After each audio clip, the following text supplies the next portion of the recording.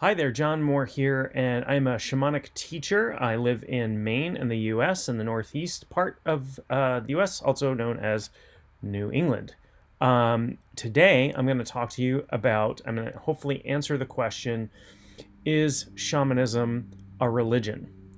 Long story short, TLDR, too long didn't read, version of this, um, I don't believe it is. It doesn't fall under what I consider a religion. However, some people may differ. So let's explore this topic a little bit.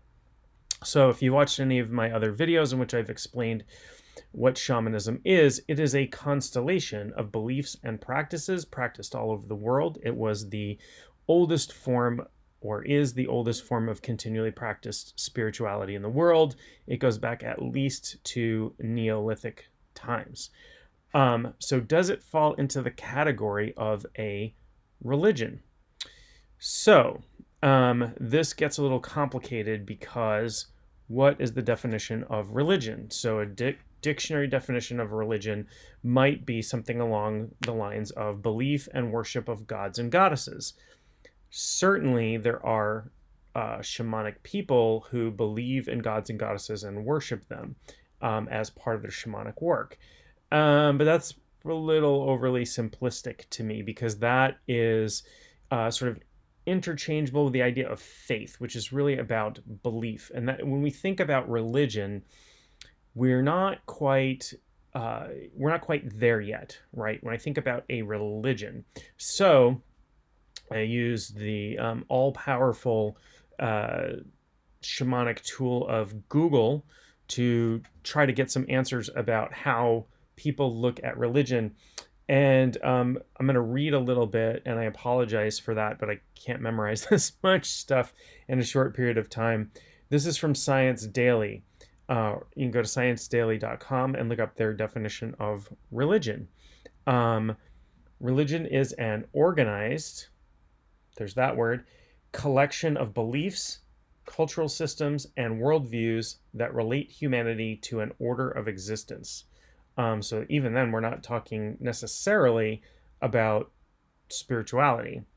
Many religions have narratives, symbols, and sacred histories that are intended to explain the meaning of life and or explain the origin of life or the universe. So there's a cosmology. There's how the world was created.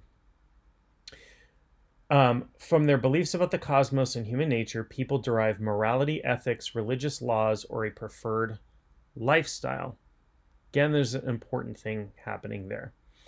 According to some estimates, there are roughly 4,200 religions in the world. Again, that depends on how you define religion, because there are something, if you look at Christianity, there are more than 4,000 sects just of Christianity. Many religions have organized behaviors, clergy, a definition of what constitutes adherence to membership, holy places, and scriptures. The practice of religion may also include rituals, sermons, commemoration or veneration of a deity, gods or goddesses, sacrifices, festivals, trance. There's something in common with shamanism, funerary services, matrimonial services. Also, shamanic practitioners frequently do funerals, weddings, baby blessings, all kinds of stuff. Religions may also contain mythology.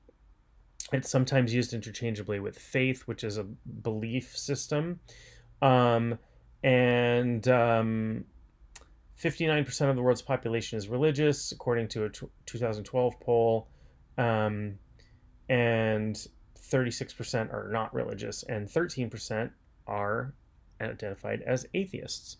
So 36% believe in gods but don't identify, or deity or something, but don't identify as religious or atheist. So there's something in between. Some people follow multiple religions or multiple religious principles. I know that was a little bit of reading. So let's look at shamanism in that light, right? So shamanism is not based on doctrine, creed, or dogma, right? So there's no shamanic Bible. There's no, there's no decree. There's no, you know, uh, creeds that we have to swear, that sort of thing. Now, this may be different in some indigenous cultures where shamanism is really closely tied into the religion. And there is shamanic practice in most religions. They don't want to call it that, or they don't want to look at it that way. Um, but there are shamanic practices in Christianity. I was just looking at a study of um, psychedelic mushrooms in Christian art, going back to like the Middle Ages. Those monks were high, I'm sorry to say, and using psychedelics. So they weren't just drinking beer; they were using psychedelic mushrooms, or at least venerating them enough to include them in paintings of Jesus and things like that.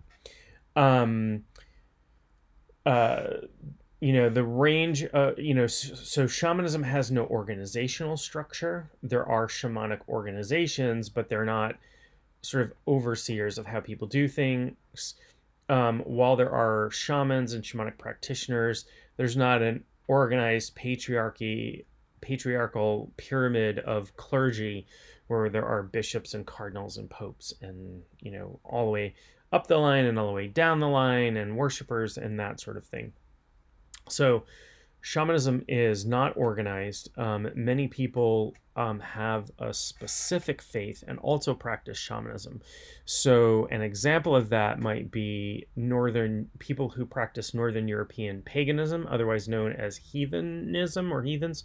There are shamanic practices within that religion.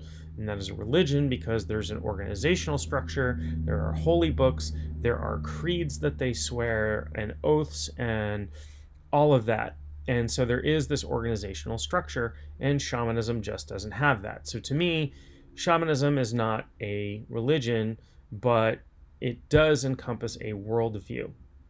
But and so religions might inform somebody's worldview, and probably do. If you think the universe was created 6,000 years ago, that is really going to affect your worldview. If you think, in certain ways about science, or certain ways about art or sexuality or any of these things, that come from religious doctrine or dogma or creed, that is also going to be, affect your worldview. Now, we always say, at least in my tradition, in shamanism, there are no rules, right? There's no real dogma. And that's mostly true. There are a few rules that I follow that other practitioners that are in my teaching tradition follow, they're not really dogma per se, but they're kind of ethical rules. So one of them is a little bit dogmatic. So one is, you don't hear me refer to myself as a shaman. I say I'm a shamanic practitioner or shamanic teacher. In my teaching tradition, one does not give oneself the title of shaman. Somebody else can give you that title. Somebody else can call me a shaman. I cannot say I'm saying it as a quote here. I cannot say I am a shaman. I don't use that term to refer to myself. It's considered haughty. It's offensive. But are there people who do? And would I care about it? And would I turn them into the shamanic authorities or have them pilloried or burned at the stake? No, I don't care if somebody else calls themselves a shaman, even if they're from my teaching tradition. There's no police out there that are going to enforce that. It's just a method of keeping the ego in check and taming. There are ethical considerations in shamanism as well. So as a shamanic practitioner, I do healings for people. I never ever work on people without their explicit permission, with very few exceptions to that. If somebody were in a coma and couldn't agree to being worked on, I might be convinced by a relative or a guardian or something like that, or children who can't really give consent. We say, before the age of 13. But again, there's this sort of, it's not arbitrary. There are reasons for it. There are ethical reasons for behaving this way. It's a good idea to be ethical. There's not a belief that I'm going to hell if I violate that, or I'm not going to get arrested if I violate that, or it's not going to be offensive to God if I do that. It's a good idea to have good ethics, and we try to be good people, and we try to be have a good relationship with the world. So there are only a couple of really like limited rules in shamanism, and I would not describe them as dogma. So again, you may differ in opinion. This is my opinion as somebody who practices and teaches shamanism. I have some expertise. There are people with much more expertise, anthropologists and people who've been,